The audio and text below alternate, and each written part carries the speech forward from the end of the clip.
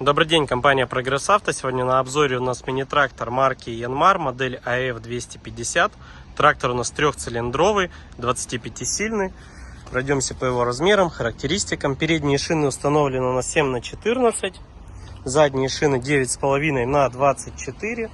Фреза у нас шириной 1,60 м, трехточка, гидроцилиндр. Трактор у нас с кабиной. Что мы имеем в кабине? В кабине у нас вал отбора мощности, 4 передачи вперед, 1 назад.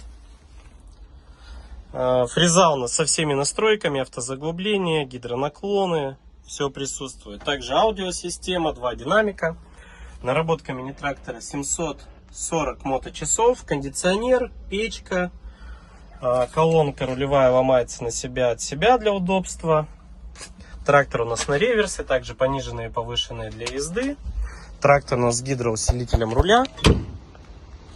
По его размерам: колея по переду 102, по заду 99, клиренс у него 36, ширина по переду 120, по заду 126, длина от переднего бампера по задние колеса 285. Компания Прогресс Авто.